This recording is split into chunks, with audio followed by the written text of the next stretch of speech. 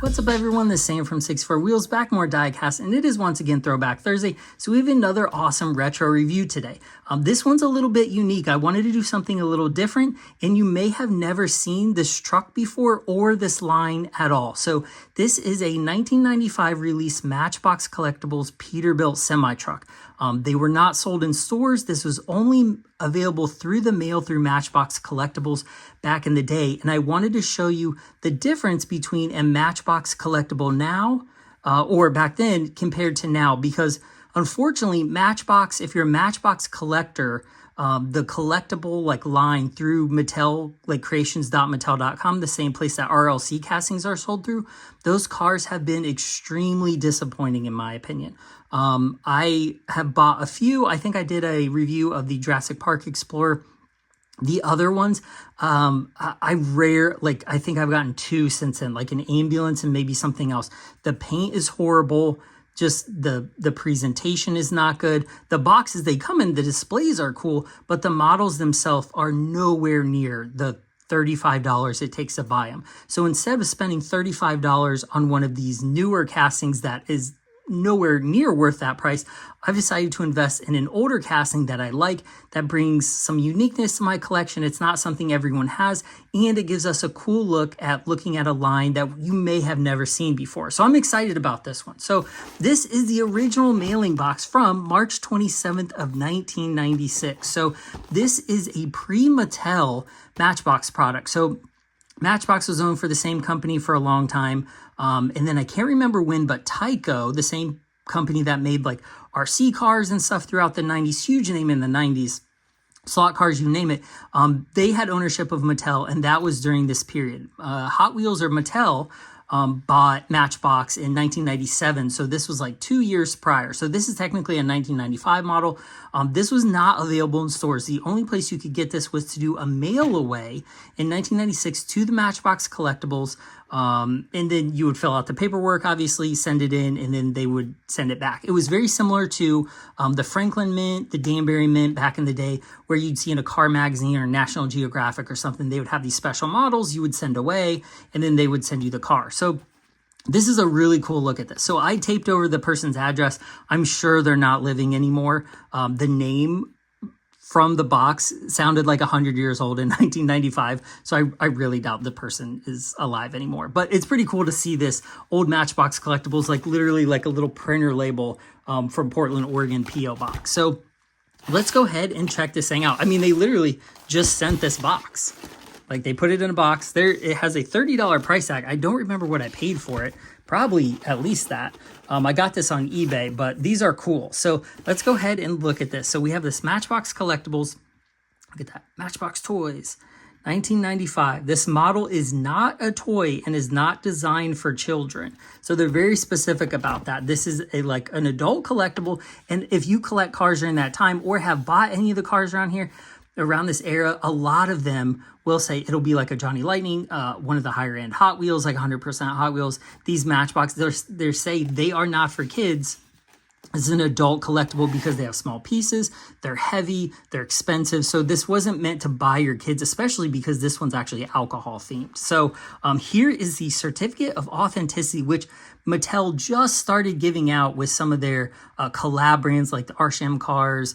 This one, the Mischief one, it had one of the first ones with the Mattel creation. So this is not even this, they're behind in doing this kind of stuff. So there you can see limited edition produced only during the anniversary year. So you can read a little bit about it, but it was to celebrate Jim Beam Distillery's 200th anniversary. So here on the back is some more information about the truck and the collab too, if you want to pause it and read it. 1995 Matchbox Collectibles. And then here is the actual order form, because there are multiple ones of the semi-trucks too. They had models of yesteryear. There was a lot of different vintage Matchbox during this period that they sold like this. So there you can see, back in the day, I wonder if the phone number still works, but there it's basically giving you an advertisement that you can buy Matchbox, save time, save checks, save stamps, don't mail a check, pay us with a Visa, which is crazy because this is the era I grew up in, and now you literally Venmo some money for a Lambo. It's insane. So, but check out that Matchbox Collectibles logo. That is so cool. They should bring that back. All right, let's go ahead. Is there anything on the back of that? No. Let's go ahead and check out this actual truck. This thing probably weighs 3 pounds. I'm not even kidding. Does it have a weight on here? I don't think it does. It is so heavy. All right, so here it is. Oh, check that out. How cool is that? Let me put this little styrofoam down. So like I said, this is a very heavy truck. So let me see if I can pull it out and put the box away. So I don't think there's anything left in the box. Put that down. So, and I don't know if you can tell, but I have a lot of other trucks and semis and stuff that we're going to be comparing the size to here once we get this thing unboxed. So this is not the first time this has been out of the box. I checked it like when I got it from eBay, and then it had been opened. I don't know if it had been displayed. It doesn't look like it because it's not too dusty or anything, but look at that. The details on that thing. All right. Oh my gosh, the trailer is so heavy. Seriously, it's heavy. Man, but look how cool that is. So I think the price on the box said $30. I don't think I paid more than $40 for this. I'll go back and check, and I'll put it on the screen to show you how much I did buy it for. But man, this thing is cool. So I'm going to take it, we're going to take it apart, I think, and then look at it piece by piece here. So here is the cab. So this is a Peterbilt semi-truck. This thing is so cool. The details, it's got the nice air horns on top, exhaust stacks. Now, this is still not up to like DCP or some of the other really high-end die-cast brands that have like air hoses coming off the trailer or like reefer units on the back or anything like that. But this line actually got a little better. I will link a video. I customized one of these into a Smokey and the Bandit semi-truck a while back, and I did a video on it, but it's from the same line, but it looks a little bit different. But this truck is very nice. So all of it is metal. This is like an actual die-cast heavy chassis. Look at that Peterbilt truck. Matchbox Collectibles. Like 6 axles, rubber tires, just a really nice looking truck. It also has these rubber Peterbilt mud flaps on it, which I think are a really nice touch. All the tampos look pretty good. They're pad printed. Like, it's amazing. This is what, 30 years old almost, and those tampos, like I can read that 80,000, the fire extinguisher, and then you get a new one that has the pad printed tampos, and it just looks so bad. Like, do we have a good I'm trying to think if we have a good just example of that. So like even that, like, where is that? Right there. That says Snake Bend, I think, fire department. You can't even read it, but then 25 years ago or 30 years ago, you could read these. Like, that's crazy to me. The quality of stuff should be going up, not down. So, because this is not a new technology, but this truck looks absolutely awesome. Like I said, it's very heavy. It's got the nice kingpin holder right there with 2 rivets. So, you know, like you can click that sucker together a few times and it's not going to run out.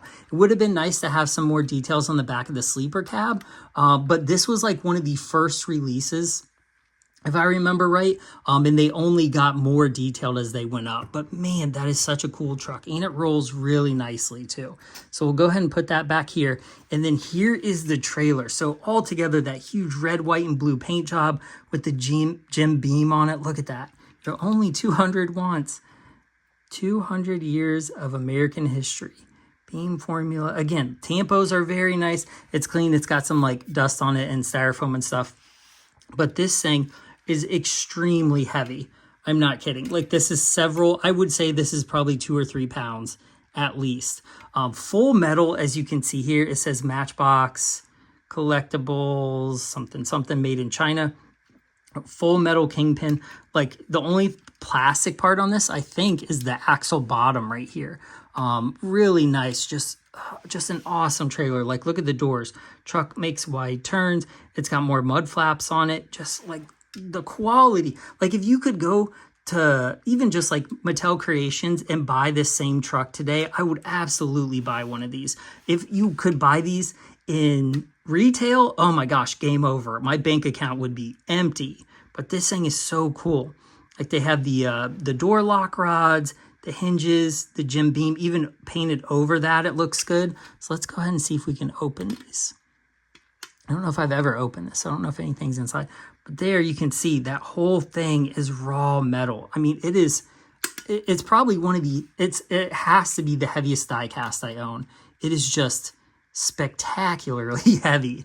I mean, I don't want to drop it, but it's very heavy. So it also has 2 dolly legs that come down here and snap into place with little tires on them, so you can actually set them up if you wanted to display it, you know, separate of the semi. But this is such a cool truck. So tell me, you know, you've seen other things I've unboxed, like this was 40 bucks. You know, is this worth 40 bucks to you? Like, in my opinion, this older vintage stuff just has so much better quality to it. It has a better, like, feel to it. I mean, this would cost like 80 bucks now. And it's going to be interesting because Hot Wheels is coming out with an Elite 64 car transporter, and it will be interesting to see the price and the quality of that compared to one of these $30, $40 trucks from 1995, because this is a really nice standard to set.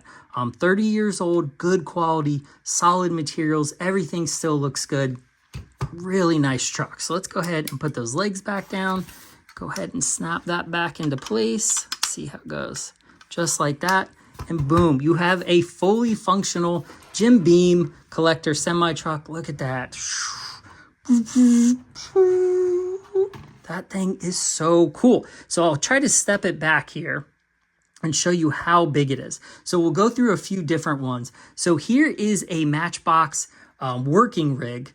There you can see how big this truck is compared to that working rig. I mean, it is a monster. This will definitely fit inside this trailer. It's just so small compared to this one. And I think this might be 155th scale. I don't know if it actually said it, but it is a little larger than 164 scale.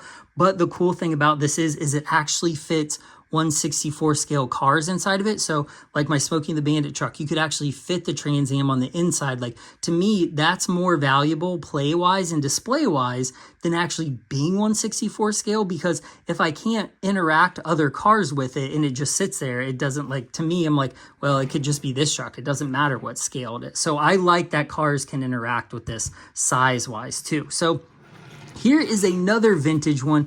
This is a North American Van Lines. This is a Mack truck from Z Diecast. I think it's Xylomex and Z. I think they use the same name. I don't know. It's hard to find information about the company. But this is I think this is a 187th truck. So you can see also, I'm gonna try to line it up with the trailer, how small it is. It's just so tiny compared to this. This, I don't know, like height wise would fit in the back, but it like definitely will fit in the back size wise, if that makes sense, like length wise. So you can see how much larger it is to that one. And then we will go to a new Matchbox Convoy and see how big that one is with the actual Matchbox branded. Like, that looks pretty cool right there. Ooh, it's gonna roll a little, but you can see how big that is. Again, that whole truck fits inside just the trailer part of it. So the size wise, it definitely matches up a little bit better, because these aren't 180, these might be closer to 187 too, I don't know. So there is an older Convoy, the Ferrari one. I'll have to do a video on some of these older ones I have too. But there you can see the size. And then if we compare the older one to the new one, we'll see that they are almost identical, which is pretty cool. So that's pretty sweet. So let's compare another one. So let's do, here is the Super Rig, the Hot Wheels. Now that one has a little bit more size to it.